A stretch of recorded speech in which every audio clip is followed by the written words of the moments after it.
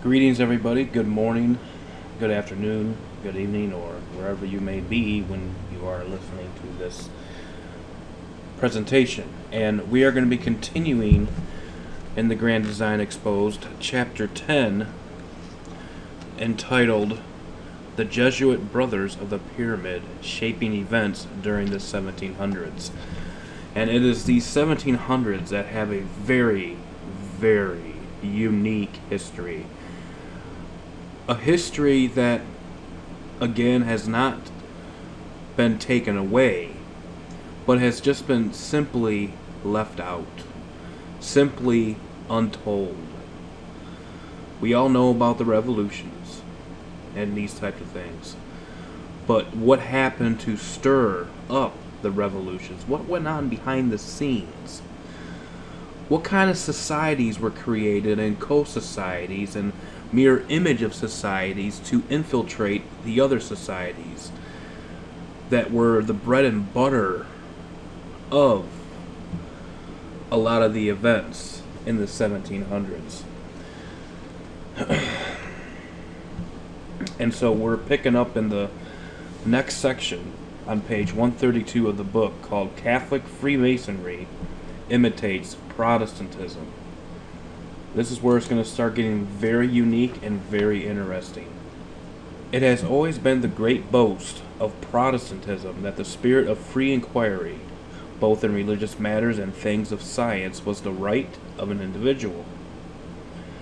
As a near perfect counterfeit, Catholic modified Freemasonry, the most clever and marvelous of deceptions, also taught that their Freemasonry's prime desire was to spread knowledge. Using an exact parallel to Protestant principles, it was claimed through understanding men's minds would come to condemn and reject narrowly enslaving dogma,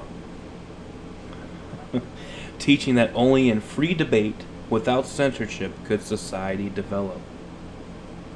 Now, this is quite contrary to Catholic teaching, right? Because a lot of the canon law of the church is enslaving dogma.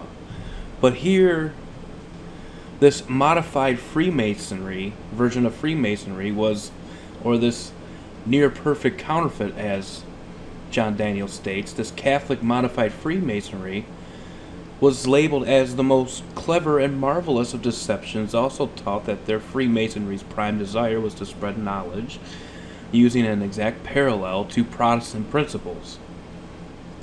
It was claimed through understanding men's minds would come to condemn and reject narrowly enslaving dogma, teaching that only in free debate, without censorship, could society develop. Freemasonry, they lively taught, aimed at the establishment of complete freedom of worship, freedom of speech and association, freedom of the press, and freedom from arbitrary arrest and imprisonment without trial. Again, totally contradictory of hardballers of the Catholic faith. Okay? But here now they seem to promote this ideology. Well, is it something that they just started to promote?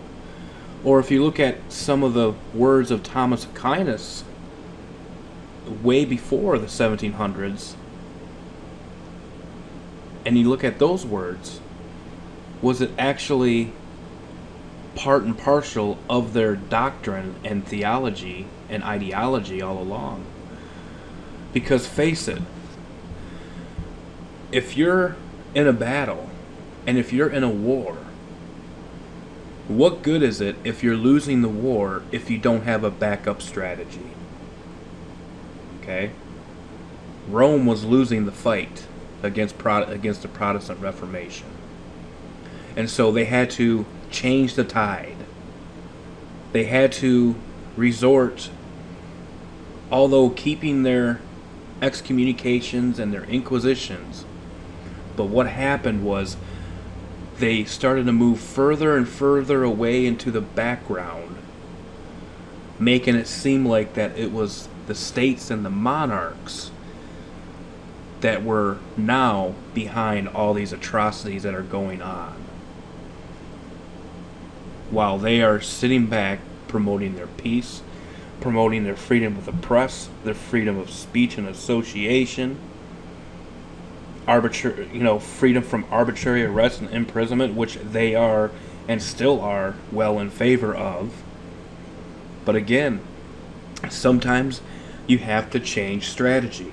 So, if you have to change strategy, does it not make sense that they already had a backup strategy in case things went south? Yes, they did. And this is what we're reading about. Freemasonry wanted every man to have the right to choose his own type of employment and place of residence, entailing the abolition of serfdom still binding in Europe, and envisaged an eventual government controlled by public opinion, subject to a representative parliament. What's up with this change?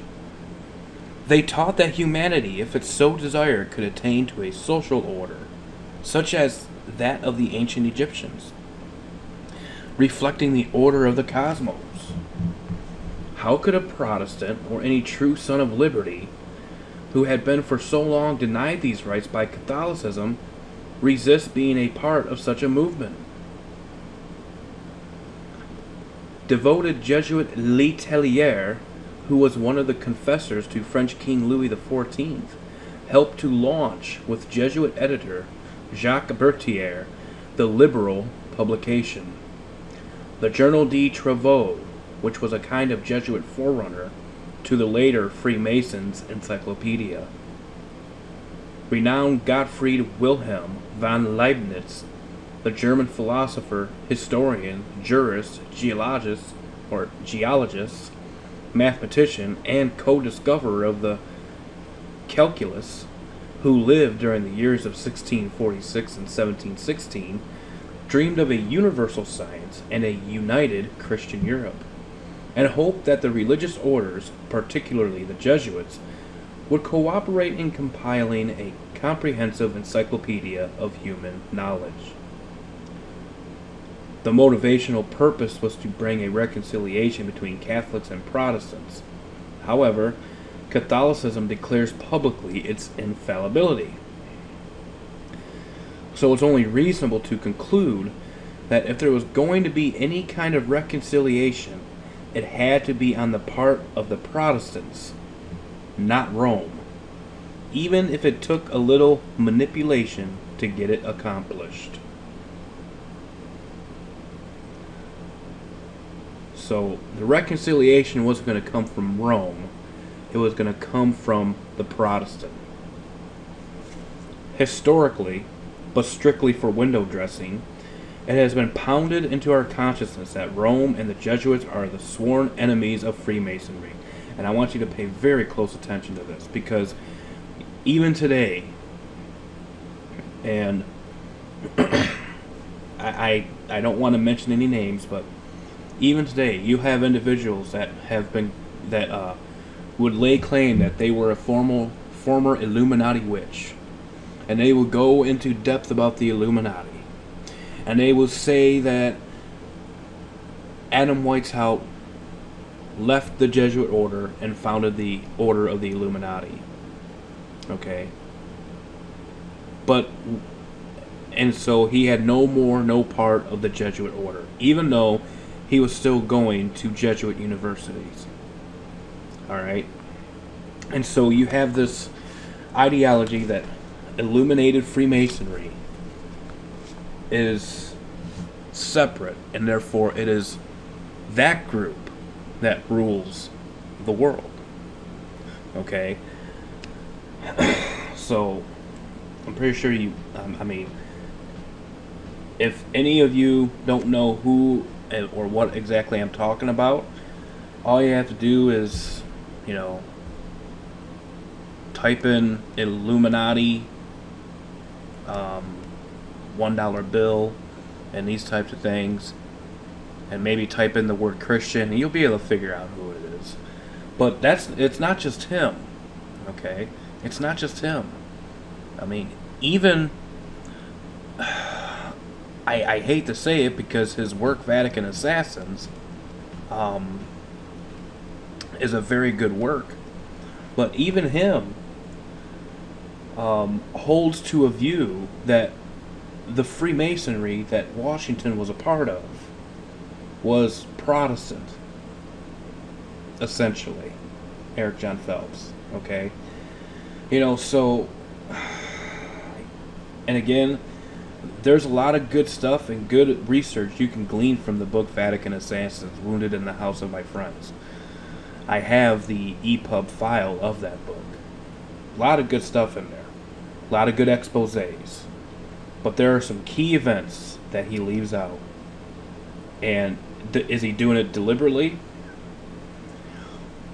Well, in my personal opinion, I think so.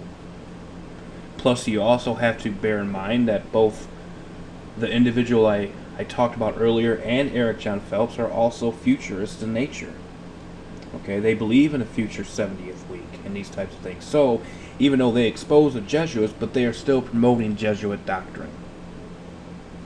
So are they, in effect, coadjutors? They might be. So anyways, historically but strictly for window dressing, it has been pounded into our consciousness that Rome and the Jesuits are the sworn enemies of Freemasonry. And from what is seen on the surface, it certainly would lead anyone to strongly believe this.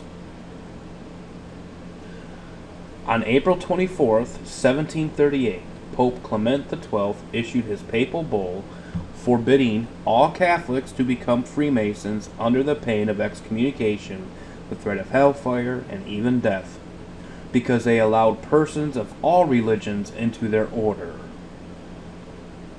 were depraved and perverted, and for other just and reasonable motives known to us, which were not specified.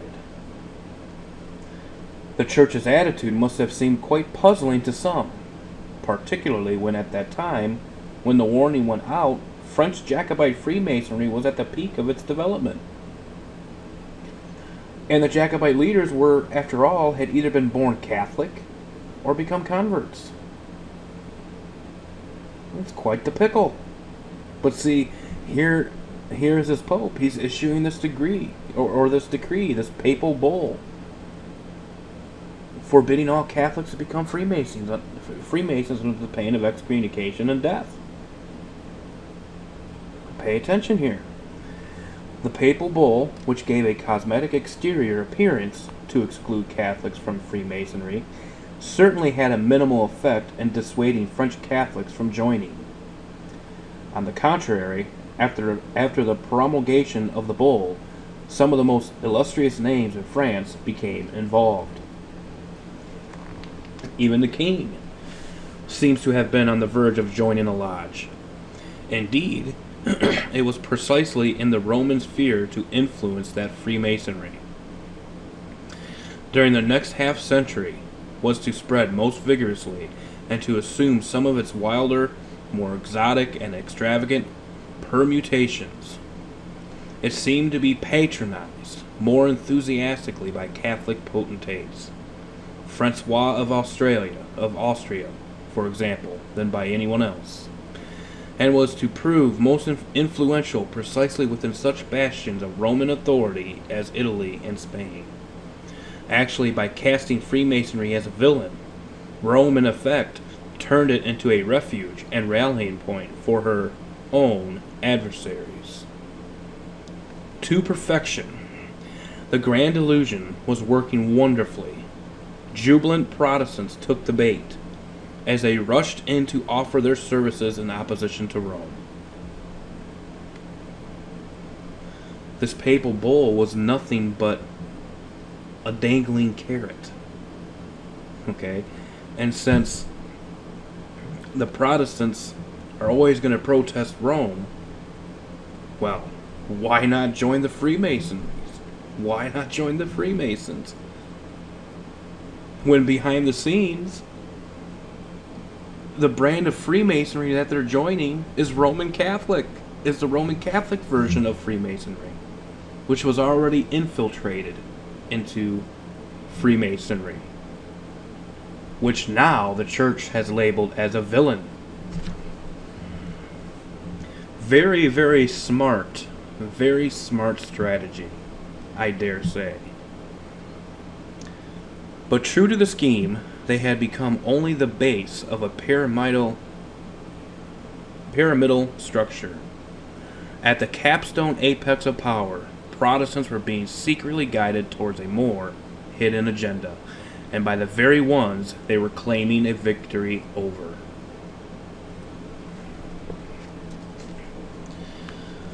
Freemasonry's Encyclopedists' Jesuit connection.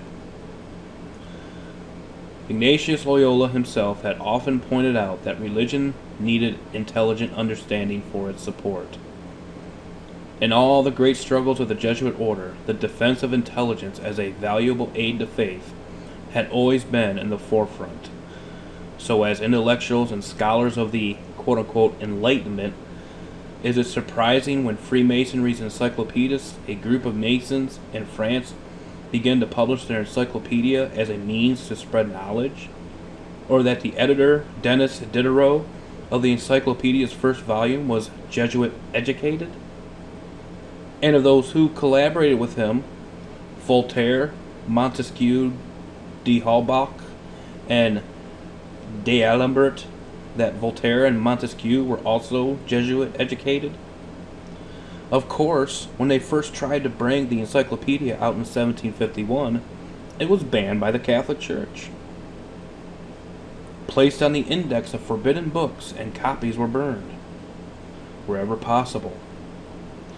Jesuit Berthier, in his Journal de Travaux, a monthly review of the arts and sciences, though he sharply condemned it, he also extended an olive branch to Diderot. Berthier stressed his admiration for Descartes, Gassendi, Newton, and Leibniz as enemies of ignorance, heresy, and enthusiasm, and hinted at common interests, a shared belief in the perfectibility of human nature, and in the importance of keeping abreast of the whole range of contemporary scholarship. This is just a sample of Roman Catholic double-face. We read about that term before. This is just a sample of Roman Catholic double-face and the Jesuit connection within the Enlightenment movement, as it was called in France at that time. To bring it just a bit closer to home, Voltaire, even though he was known to be affiliated with other lodges, shortly before his death, officially became a Freemason. Being introduced into the fraternity of the French Lodge of the Nine Sisters by its Grand Master, Benjamin Franklin. The lodge known as the, quote, most mystical and esoteric of the French lodges, unquote, also described as, quote, a university of world political philosophy, unquote, was then the main link between the secret societies of Europe and America. Among other distinguished members of the Nine Sisters Lodge were Helvetius, Thomas Jefferson, Franz Anton Mesmer, from where we get the word mesmerize, John Paul Jones, who was first initiated in Scotland in 1770, and Cagliostro, who was reported to have prophesied that a new Atlantis would be rising in America. Voltaire, his whole life through, maintained friendly relations with his former Jesuit teachers, especially with Jesuit Poré. Once, when staying as a guest at the castle of ex-King Stanislaus of Poland, he associated in the most cordial manner with the Jesuits in the king's entourage. One of them, Jesuit Adam, he kept with him for 13 years because he was an adaptable person and a good chess player. On his deathbed, Voltaire sent for Jesuit Gaultier and declared politely, quote, if you like, we'll get the little affair over at once. He made confession and wrote a last testament. In it he said that he wished to die in the Catholic faith, in which he was born. trusting that God in his mercy will forgive him his sins. Very moving, but isn't it a little curious that after the work is done, the prodigal son always comes home? And is it a coincidence that Jesuit embraces always seem to be occurring in the shadows, even where officially the two parties are said to be avowed enemies? This may arouse a slight trace of suspicion in some, but before judging too hastily, let's follow another set of interesting events that are unfolding during the same time.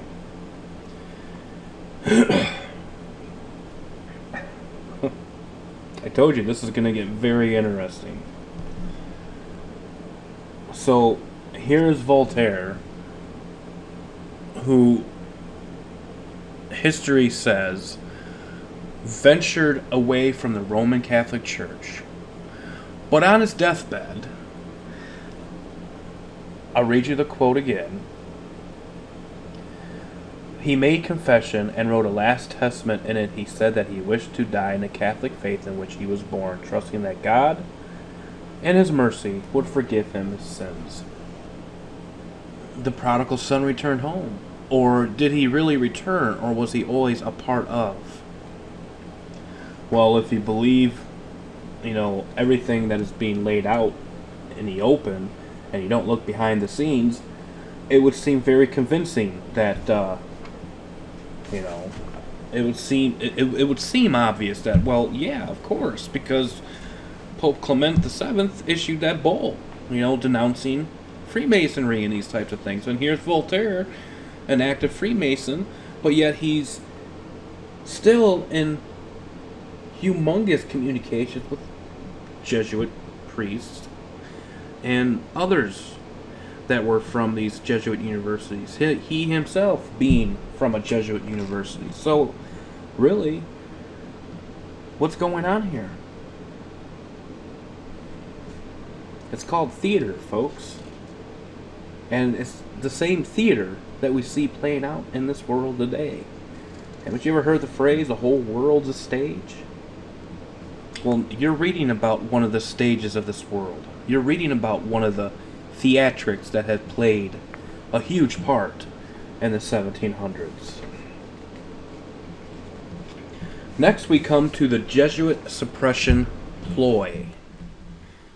The Bourbons were a French royal family, a branch of the Capet family who held the throne of France between the years 1589 and 1848. They also established royal dynasties in Spain and Italy, who occupied the thrones of Portugal, Naples, and Sicily. The family had made the Compact, as it was called, an agreement between them to act in unison on matters that affected them all. The fulcrum of world wealth, power, and culture lay in those areas dominated by the family of the brothers Bourbon, quote-unquote. Now, for some very good reason, the Society of Jesus affected them all, and adversely. They had to get rid of the Jesuits, out of fear of being excluded from royal marriage partners. The Habsburg throne of Austria went along with the Bourbons.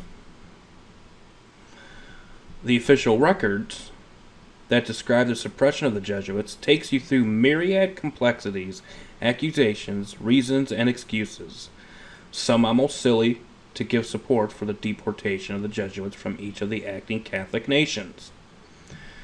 And bear in mind, it was the Catholic nations that the Jesuits were disbanded or deported, if you will. Very strange.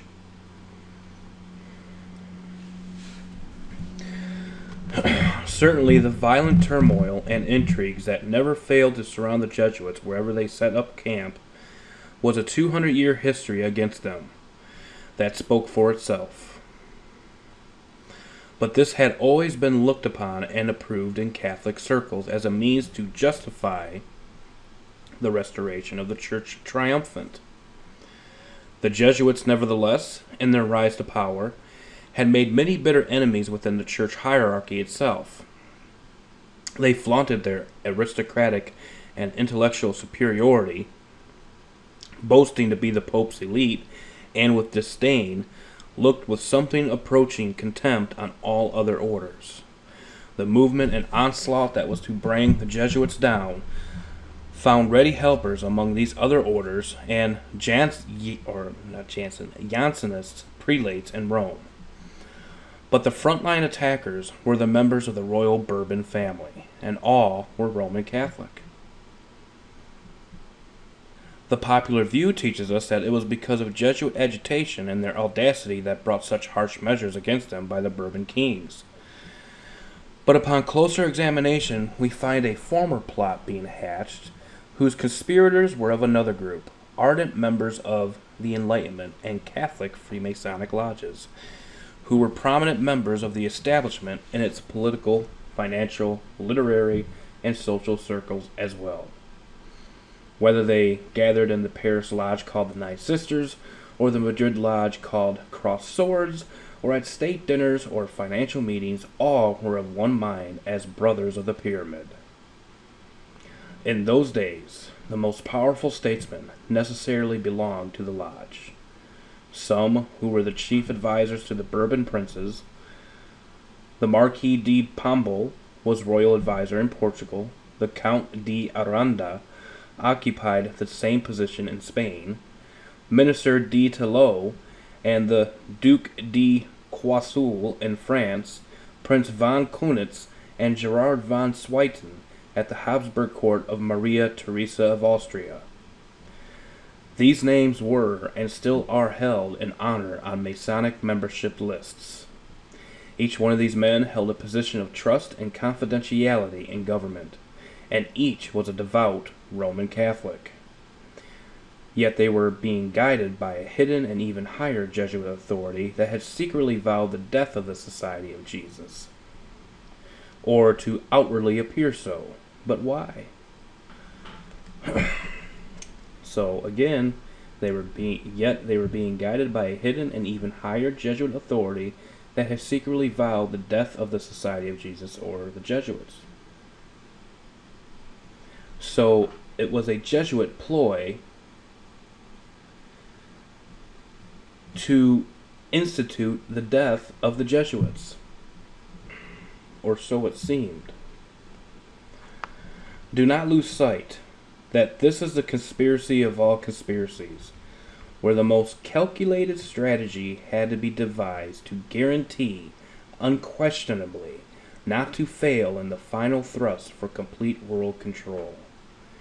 In the master plan, it became quite obvious that if Rome was ever going to emerge as the authority over a cosmopolitan citizenship, she had to eliminate the kings and nobles who, with their divine right bloodlines, were constantly challenging her own divine right to rule absolute. Protestantism had spearheaded and implanted in the souls of men the consciousness to be free. Not even the severest of force could now alter their liberated minds.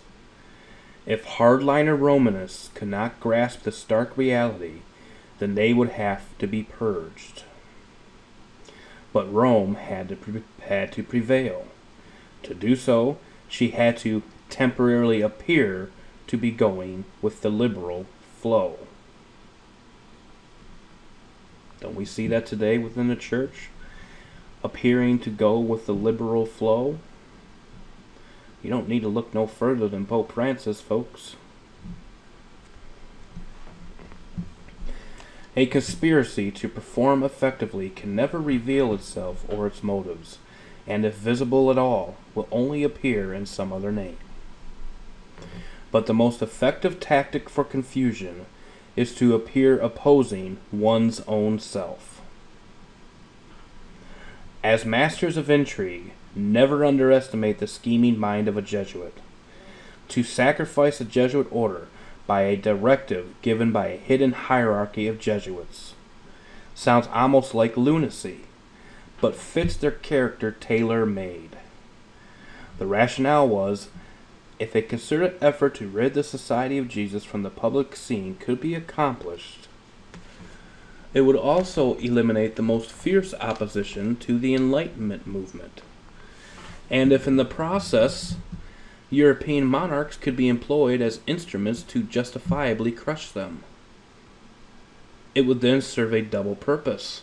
Not only would it subdue the surviving hardliner Jesuits into being receptive to the Enlightenment plan, but the bitter hatred backlash generated toward the monarchs because of their order's suppression would be used as a later tool for sweeping the monarchical system of governments away too.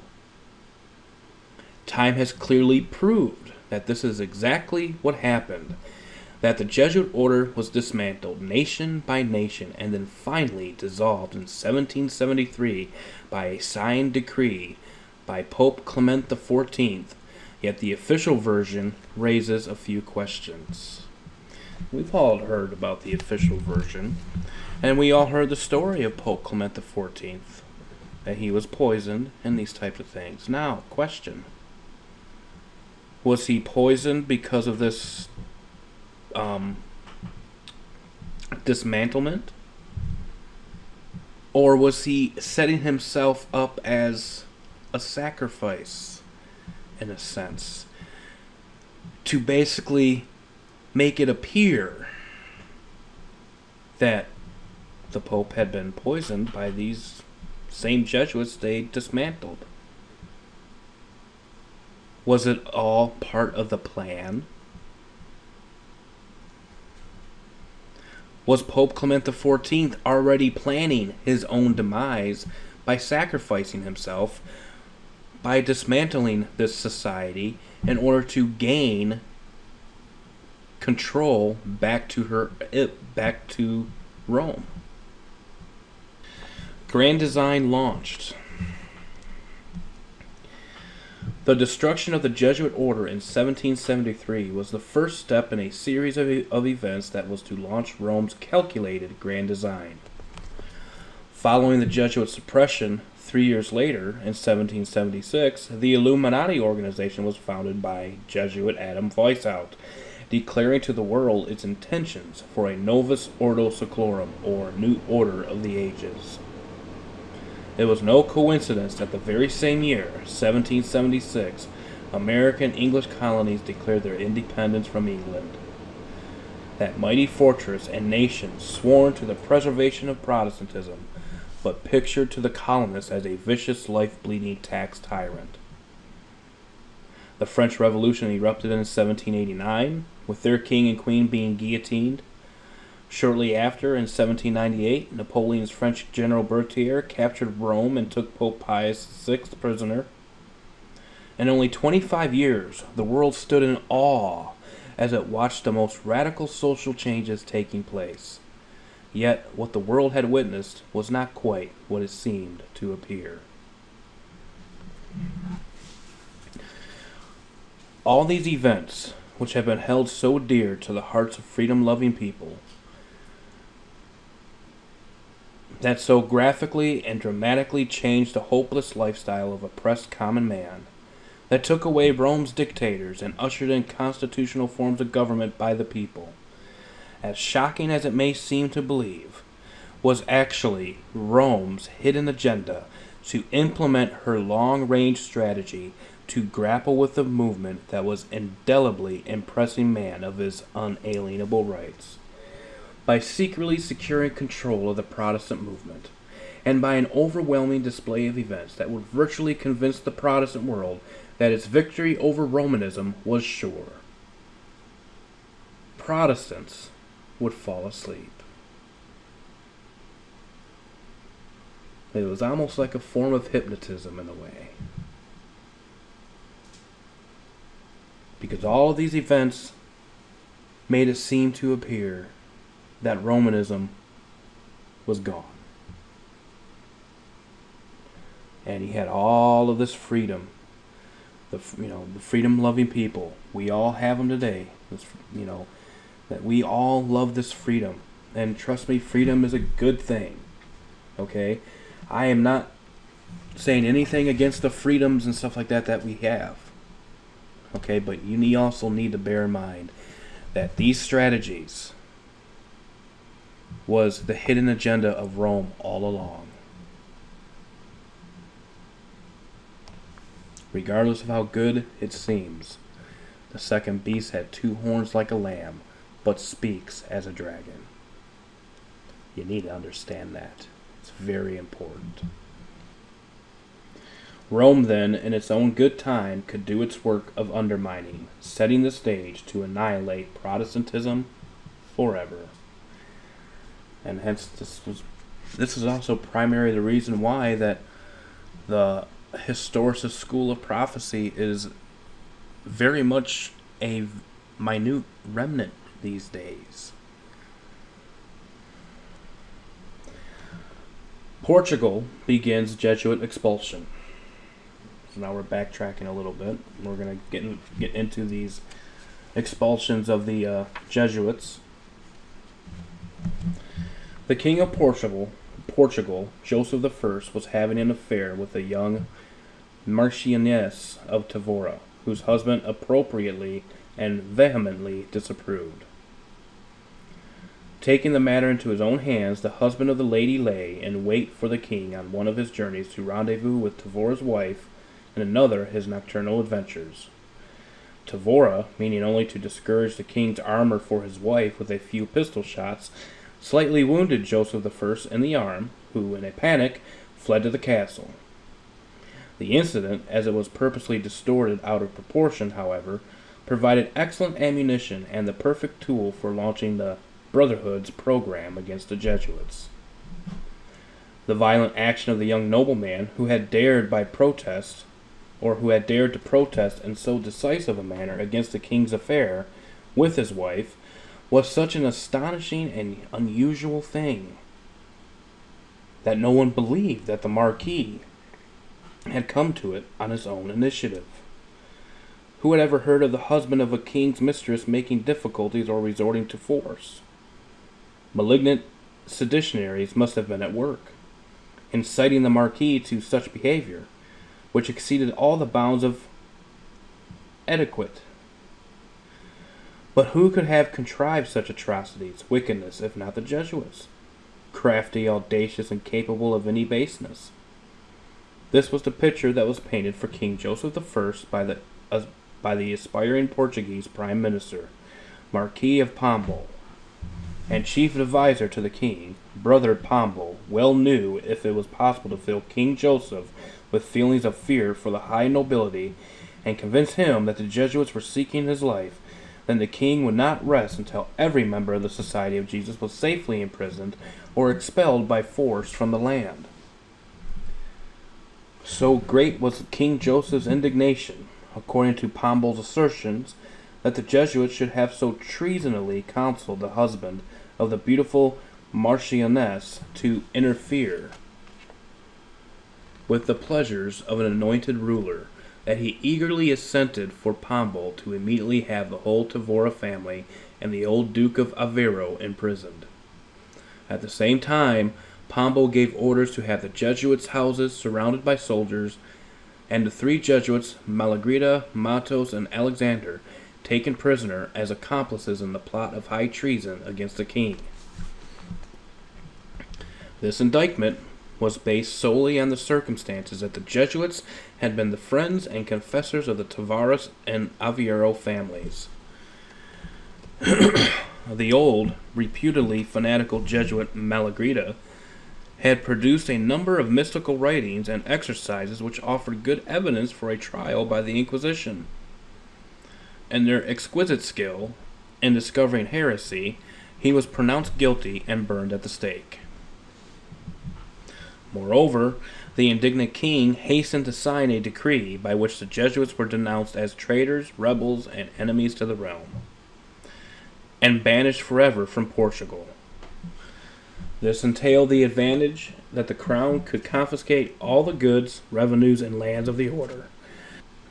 The Prime Minister saw to it that this edict was carried out at once, with the greatest determination and brutality, not only in Portugal itself, but also in the Portuguese colonies of South America as well, in order to justify his measures.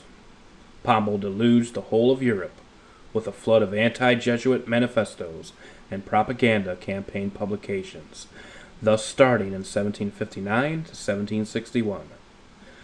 According to the decree, all the Jesuits in Portuguese territory, over 2,000 of them, were arrested, transported by Royal Navy ships, and deposited on the shores of the Papal States in Italy.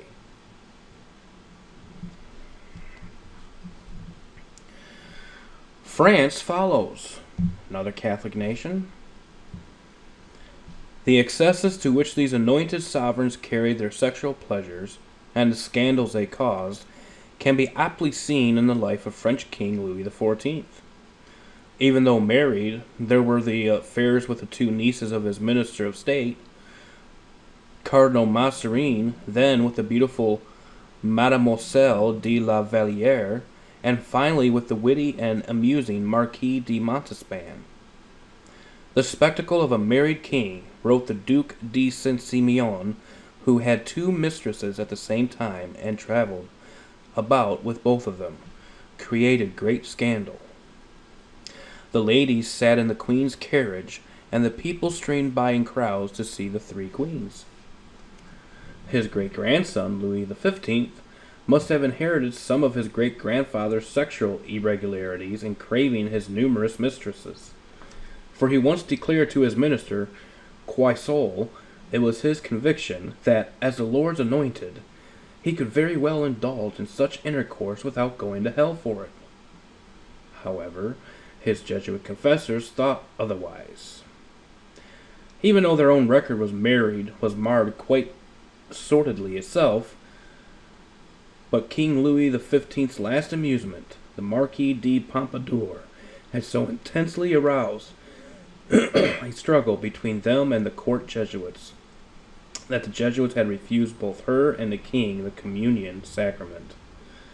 So distressed was Madame de Pompadour that in order to satisfy the Jesuits' demand on questions of morals and to be able to receive the sacrament, when it was prescribed to rebuild her stairs leading to her apartments, so that the king could not come to see her unseen, she faithfully followed that and all other instructions, creating a great sensation in court and in the whole town, but to no avail. The Jesuits wanted her entirely absent from the court. Finally, giving up the idea of reconciliation with the Jesuits, she applied to a secular priest who took it upon himself to give her communion without further conditions. The Jesuits had neglected a really unique opportunity of securing for their order the protection of the all-powerful favorite. Cardinal de Bernis declared some years later that the suppression of the Society of Jesus in France was due mainly to the refusal of Jesuit de Sacy to grant absolution to Madame de Pompadour. This is truth, but partly so. For the Jesuits in France certainly were not without their own problems. The scandalous and notorious case of Jesuit Jean-Baptiste Girard, accused of debauching the young maiden penitent Catherine Cadier, daughter of a merchant Joseph Cadier, was after a web of Jesuit deceit, acquitted in 1731.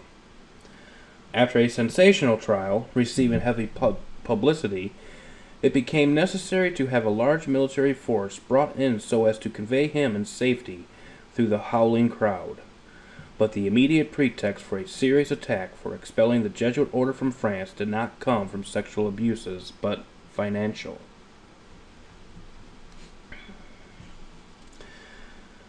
The French officials and businessmen had often complained that the Jesuits' trading enterprises seemed to take a higher priority than their spiritual ones, and had the statistical evidence to prove it.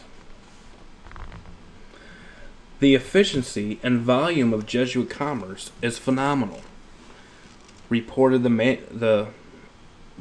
manager of the East Indies Trading Company in 1697, and that it is an established fact that next to the Dutch, the Jesuits carry on the greatest and most successful trade in the East Indies. St. Simon, in his memoirs, relates that when a fleet from the Indies was unloading at Cadiz, 8 large cases came to hand labeled, "Chocolate for the Father General of the Society of Jesus." The cases were so exceedingly heavy as to cause curiosity about their contents.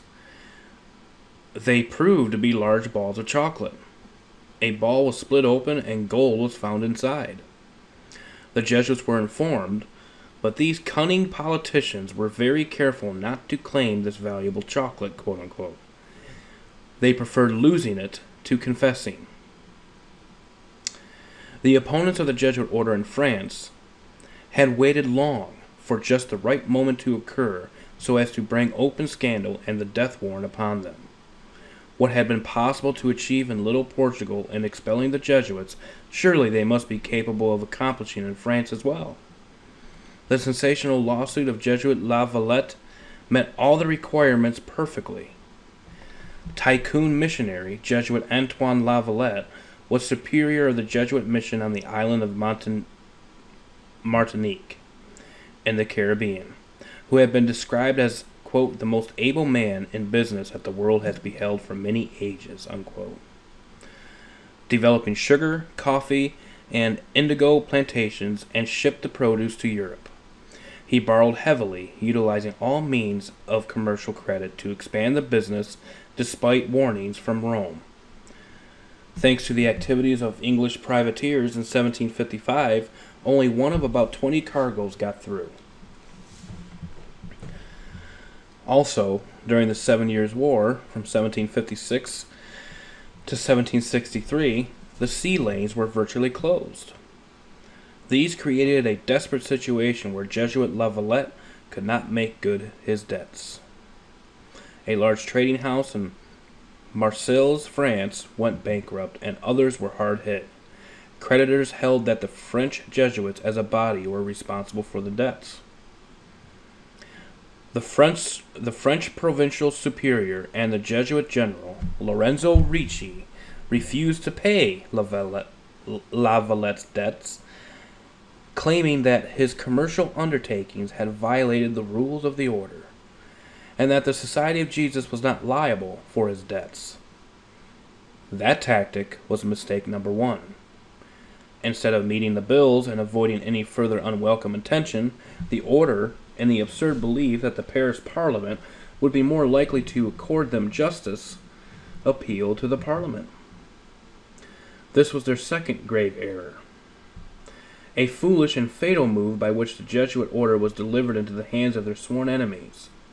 For the Parliament not only ruled against the society in the La Valette case, but the trial revived the whole of France with the spirit of Jansenists and Gallicism, as people eagerly disputed a new question of Jesuit lax morality and remembered again the old scandal of Jesuit Gerard. The Parliament decreed a public burning of books by well-known Jesuit authors as being subversive of public morality, banned further recruiting to the society, and ordered all their colleges, schools, houses, and churches closed. On August 6, 1762, the Parliament decided that the society, being incompatible with the welfare of the state, should be at once suppressed, and its members expelled from the country. Yet the decisions of the Parliaments had no legal effect without the consent of King Louis XV, who was having some difficulties about getting rid of the Jesuits.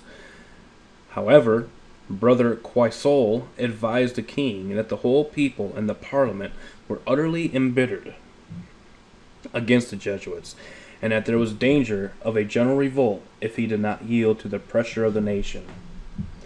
But it was beautiful Madame de Pompadour, the king's mistress, who, remembering her humiliation by the Jesuits, that had the final word in persuading the king to expel the Jesuits. His edict that affected more than 3,000 French Jesuits went into effect November of 1764. And in company with his fellow Bourbon monarchs in Naples and Parma, Louis XV also requested the Pope to suppress the Jesuit society altogether. Spain joins others. Once again, another Catholic nation. Now it was Spain's turn for Jesuit expulsion, and the attack did not come either from sexual or financial charges, but instead, and perhaps a little amusingly, a mutiny over hats.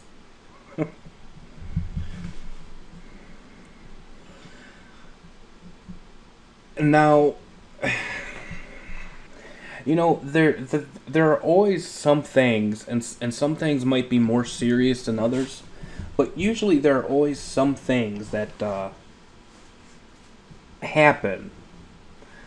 And the reasons for these things happening usually is the most idiotic of things that could actually expose the cover-up that's going on. So, let me read this again. Now, it was Spain's turn for Jesuit expulsion, and the attack did not come either from sexual or financial charges, but instead, and perhaps a little amusingly, a mutiny over hats.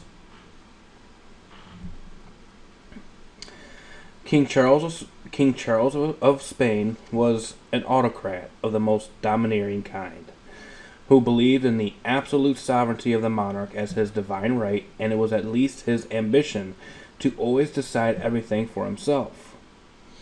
In the opinion of the king, the people of his realm had neither to consider nor complain, but simply to obey. King Charles III's courtiers early recognized that he who wished to obtain the king's support for a measure had merely to indicate to him that this or that circumstance would endanger his absolute sovereignty. It became clear that the Jesuit order was the main obstacle in the way of a truly absolute monarchy, since the Jesuits owed greater obedience to their general in Rome than the sovereign of the country. King Charles III regarded himself as something of a reformer, who looked on his subjects as children and believed himself possessed of a duty to correct them in the most absurd and petty details of their lives. It was brought to the king's attention that more and more frequently it was to be seen in Madrid people wearing hats with unusually wide turned-up brims and full cloaks. Could this be a sign of an increasing spirit of rebellion? At the least, the sombrero hats which the people of Madrid wore were considered too broad in the brim, and certainly not such so as would be found among progressive people like the French. So Charles III decided to publish a stern decree, in which the wearing of wide hats and cloaks was for all time most strictly forbidden. The people of Madrid thought differently, and were not prepared to give up their broad turned-up hats at any price, but felt deeply injured and deprived of their rights. Oh, man.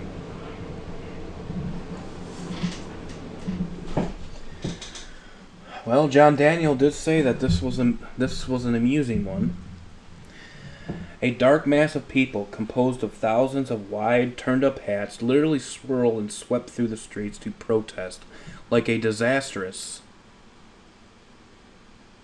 tempest. They swarmed round the royal palace. The Walloon guards were called out, who fired on the mob, killing a number of people. Instead of dispersing them like a flooding river tearing down every obstacle, the stream poured into the broad square that stood before the king's palace. Charles III was mortally afraid. When staring down from his balcony, he saw before him this mutiny of the hats. He made a speech expressing his willingness to repeal the order he had issued, but in spite of this, the crowd would not give way. Only when the Jesuit priests hurried up, mingled with the demonstrators and spoke to them, and persuading the ministers to grant all the people's demands, did the people, cheering the Jesuits who fought a battle for the people's rights and won, scattered just as suddenly as they had appeared. Thanks to the Jesuits, quiet once more reigned in Madrid.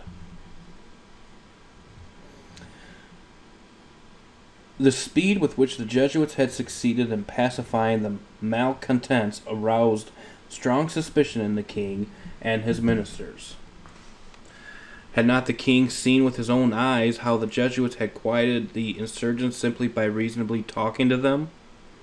How could he account for this, except the Jesuits had actually plotted the whole uproar to begin with? It wasn't so difficult to persuade the king that it wasn't so much that the Jesuits had quieted the riot, but more that it was they who had fomented it. With Charles' mind effectually poisoned, Brother Aranda and his friends produced a collection of fantastic documents purporting to convict the Jesuits of almost every kind of treachery. Now, it seems like the Jesuits were the ones that fomented these riots regarding this issue with hats. But the hats is not what I'm questioning here.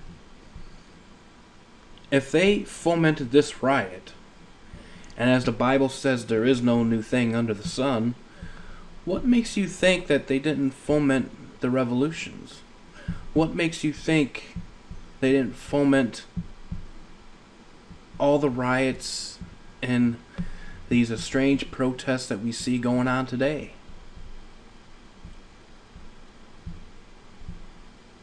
Because obviously today they're no longer suppressed. They are widely welcomed here in America, and they're widely welcomed in the same nations that suppress them today. You think their tactics change? The strategy may have changed, but their aims are still the same. In January 1767, when the ground was felt to have been sufficiently prepared, it was laid before Charles a plan for the expulsion of the Jesuits from all the Spanish dominions, in one single night between April 2nd and April 3rd of 1767. All houses, colleges, residences, and churches belonging to the Jesuits throughout Spain and the Spanish dominions in America were invaded by royal Spanish troops. About 6,000 Jesuits were arrested, packed like herrings into the holds of Spanish men of war, and transported to the Papal States in Italy, where they were unceremoniously dumped on the shores, whether alive, dying, or already dead. Shortly afterwards, the Bourbon kingdoms of Naples and Parma followed suit, and still later, Austria. It only remained now to have the Jesuit Society completely liquidated by the papacy. And here comes the complete Jesuit extirpation sham. Okay, and this is what has been called and dubbed the plan. So, all of this expulsion has one thing in common. They were all expelled, and they were all dumped in Italy. Don't you think that seems kind of coincidental? The complete Jesuit extirpation sham. The plan called for more than just expelling the Jesuits out of the countries. It demanded the complete extirpation of the Jesuit order. Brother Choiseul wrote to Brother Pombal, Brother de Tillot reported to Brother Kaunitz, Brother Aranda communicated with Brother Van Swieten, as the Enlightenment Brothers campaigned in close alliance with each other, urging and counseling the monarchs to pressure the Pope relentlessly so as to get the job done and finish the Jesuits off. When Pope Clement XIV repeatedly postponed the fulfillment of his promise to suppress the Jesuit Society, the Bourbon kings threatened to remove their countries from the Roman Catholic Church altogether and establish a church constitution on the Anglican model. In panic, the Pope then surrendered to their blackmail, and on July 1773 issued a papal document that completely suppressed the Society of Jesus. At least, and everybody has heard this, this is the picture painted for the general public. And I myself used to believe this very same thing, that, well, maybe this Pope here was actually good.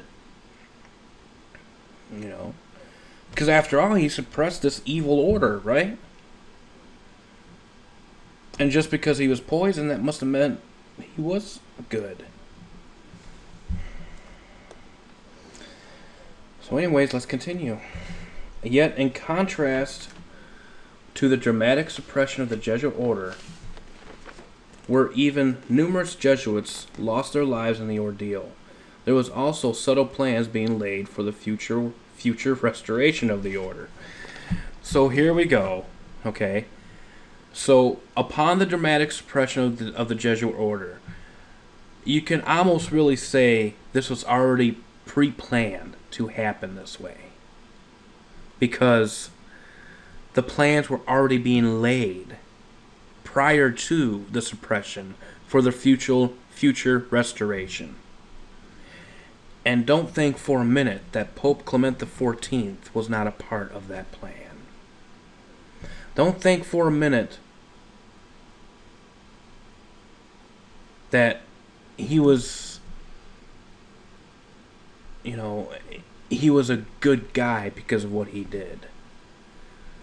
Folks, he set himself up as a sacrifice for the general public to see what I just explained, that he was a good guy, he suppressed the order, he did what the people wanted, and these types of things, because this was going to cause division within the church.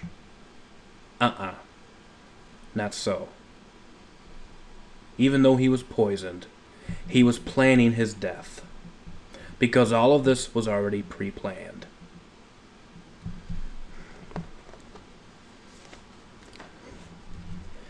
That's the masterful work of Satan and his deceptions. In the work of Giulio Cardera, the Society's official historian, he considered that the Jesuit General Ricci, throughout the whole political onslaught, had been too yielding. Could his behavior have been caused by his pre-knowledge of the plan for the order's dissolution and later restoration? Also, the formula of Pope Clement XIV's suppression of the Jesuit order appeared as a brief rather than a bull, and that it required only 2 signatories compared to 20, and could be kept secret until the moment of execution, which was August 16th. It was also argued that the use of a brief, which carried less authoritative weight, signified that the Pope's hand had been forced, and that the sentence could be more easily revoked. It's a historical fact that even though towards the middle of the 18th century, the Catholic powers whose trustiest agents the Jesuits had once been, had joined forces against the order, and although the Pope himself had decreed that his light cavalry should be disbanded, the Society of Jesus, in spite of all the royal edicts and papal briefs, did not for one moment cease to exist. They were still around. They didn't cease to exist at all. Indeed, the Society of Jesus order was fully restored in 1814, although with a few noticeable social changes. But of course, social change was the real object of the game. The one thing that seemed secure of survival in the middle of the 18th century was the monarchical system of governments. To the exoteric, or those not initiated into the brotherhood, it was made to appear that the Jesuits could go. Even the papacy might well go. The Pope himself thought that he could only hope to survive by appeasing the monarchies. Yet before less than a quarter of a century had passed, the head of the French king had fallen. All the monarchs who had persecuted the Jesuits had lost their thrones. In fact, by the year 1830, the Bourbon family was overthrown, those staunch upholders of the theory of divine right, and in their place was put a bourgeois king, who occupied the throne by the will of the people. The papacy survived and regained in the so-called persecution the authority that it had lost by appeasement. And in 40 years, the Society of Jesus, which the monarchs thought they had destroyed forever, had risen again, and once more taken up its place in the Catholic world. And so the first phase of the grand design unfolded before the eyes of a dazzled world, but what was to follow was to be no less spectacular. And this is where we are going to close this part 2 of this reading in chapter 10 of the Grand Design Exposed. The Jesuit Brothers of the Pyramid, shaping events during the 1700s. I hope that you're getting something out of this unique, very unique piece of history, and that not everything is what it seems out in the open. Okay? the suppression of the Jesuits and these types of things, just for the fact that they were suppressed in all these countries and all these nations. And what made matters even more of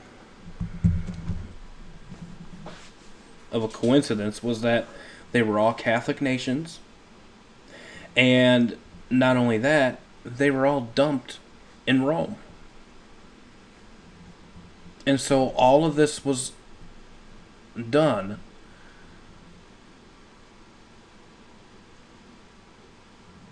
in the scope of coincidence.